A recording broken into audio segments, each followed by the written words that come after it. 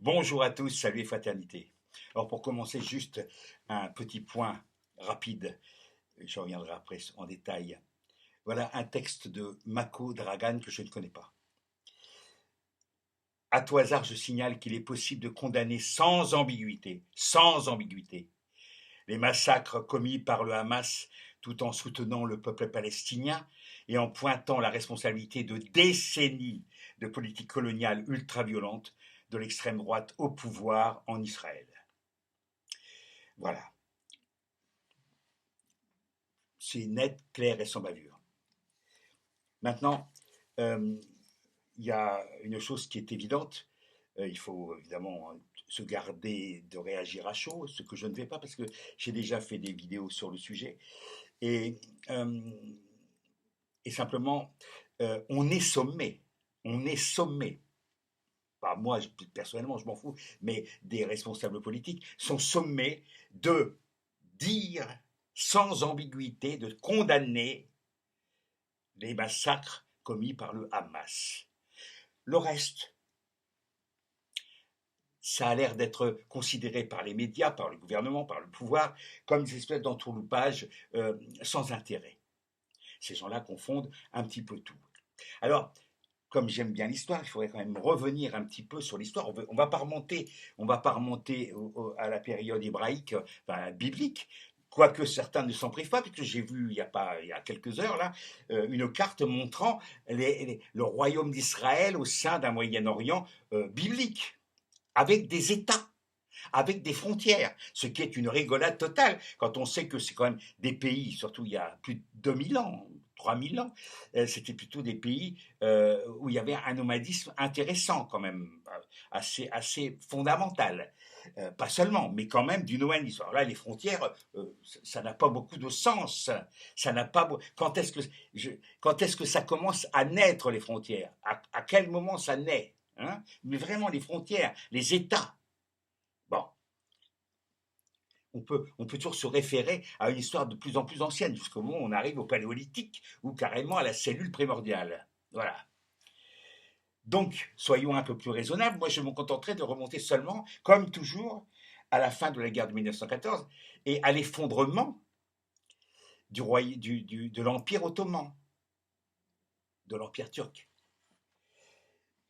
dans lequel se situe la Palestine. Enfin, cette région du Moyen-Orient, pas seulement la Palestine, mais tout le pourtour méditerranéen est entre les mains de l'Empire ottoman, qui est, pendant la guerre de 14, allié à l'Allemagne, à la fin, pas seulement à cause de la guerre, mais pour d'autres raisons. L'Empire est immense, il est très difficile à gérer.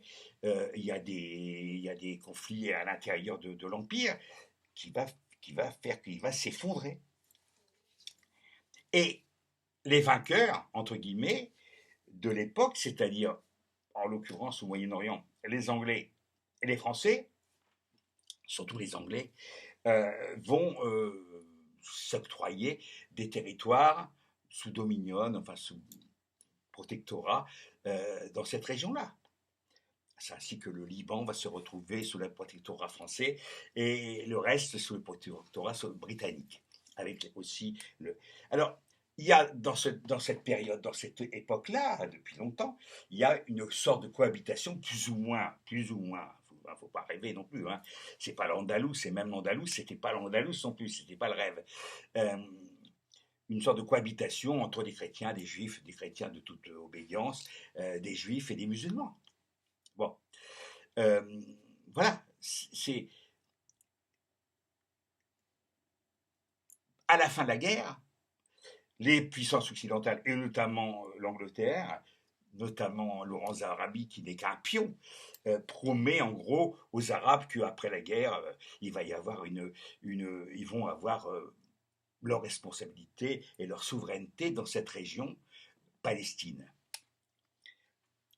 D'un autre côté, les Juifs qui vivaient là préparent depuis un certain temps aussi Herzl, qui est un sioniste, comme on dit, c'est-à-dire qu'il a une idée pour le peuple juif de s'installer quelque part. On pense même à l'Argentine, Hein, ce qui fait que, je veux dire que la terre sacrée d'Israël, on peut très bien imaginer qu'à ce moment-là, c'était pas forcément l'idéal, puisqu'on pense aller s'installer en Argentine, en Amérique du Sud. Voilà. Donc, l'Angleterre, l'Angleterre, pas vraiment, mais enfin l'Angleterre, certains membres de l'établissement anglais promet monts et merveilles aux Arabes, et tout ça va exploser après la Deuxième Guerre mondiale et la Shoah et l'Holocauste des Juifs en Europe. Voilà. Et là, il va y avoir la création de l'État d'Israël. Évidemment, les Arabes du coin, les Palestiniens, vont être lésés et vont se retrouver un petit peu étrangers dans leur propre pays. Voilà, on en est là. Ça fait 70 ans, enfin 65 ans que ça dure. Pour l'instant, il y a eu des résolutions de l'ONU, il y a eu les accords d'Oslo, il y a eu un certain nombre de choses qui ont été tentées. Ça n'empêche que le conflit continue.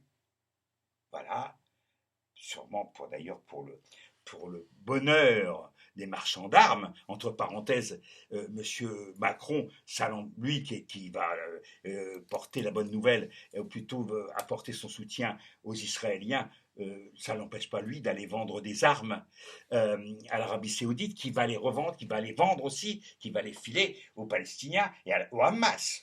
On oublie ça. Hein, de même que nous avons vendu des armes à l'Égypte de M. Sisi, nous avons vendu des armes pour aller taper sur la gueule des Yéménites. Enfin, voilà. Il y a, comme disait l'autre, pendant les affaires continuent. Voilà. Donc, finalement, je voudrais dire une chose maintenant, parce que je revenais à ce qu'on avait dit au début, ce que j'ai dit au début, c'est-à-dire que finalement, on est sommé. Alors déjà, je ne vois pas de quel droit des gens prétendent nous sommer, je dis nous parce que voilà, nous sommer de ceci ou de cela. Alors, l'insoumission, c'est pas seulement un parti, hein, c'est aussi un caractère, un mode d'existence. Voilà, je ne me soumets pas aux injonctions de ceci ou de cela, ou de ceci avec un X, ou de cela avec un X.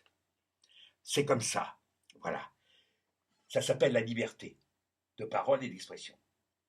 Dans le respect de la loi, bien évidemment. Pour l'instant, la loi me permet de parler et de dire ce que j'ai envie de dire. Et donc,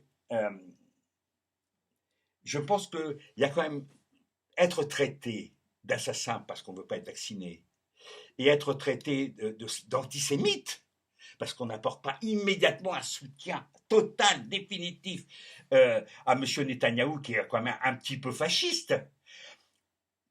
Hein? Voilà. Il y a forcément des politiques à géométrie variable. Hein.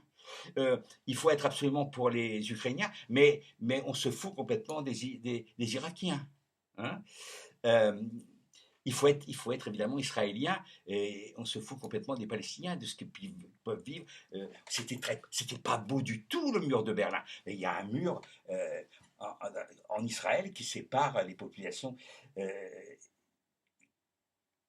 israéliennes des populations palestiniennes. Un grand mur de 8 mètres de haut. Non, ça n'existe pas. Il y a le mur au Mexique, construit par M. Trump et continué par M. Biden. Donc il y a des murs qui sont beaux, puis il y a des murs qui ne sont pas beaux. On n'en parle pas, on les oublie. Il y a des murs dont on ne parle pas. C'est ça qui est fabuleux. Voilà. Alors, moi, qui suis quand même quelque part un utopiste, hein, un petit peu, comme tous les insoumis, comme tous les anards, hein, je vais proposer un truc assez simple. Hein.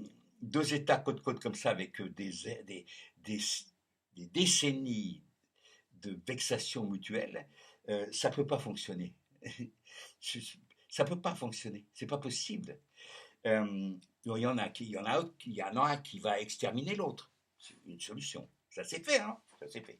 Les Israéliens sont bien placés pour le savoir. Mais On peut aussi imaginer de façon, mais vraiment là, très utopique, un seul État, un seul État, une seule république, euh, multiculturelle, multiculturelle, voilà, avec au moins deux cultures, hein, une culture arabe et une culture israélienne, hein, et puis laïque surtout, laïque, un État laïque, avec deux peuples qui cohabitent, qui coexistent à l'intérieur d'un territoire. Hein. Ça serait pas beau ça, franchement. Personne n'y pense, c'est étonnant. C'est étonnant. Mais là, il n'y aurait pas vraiment d'armes à vendre. C'est ça qui est terrible. Hein. Il n'y aurait pas d'armes à vendre. Camarade, hasta la victoria.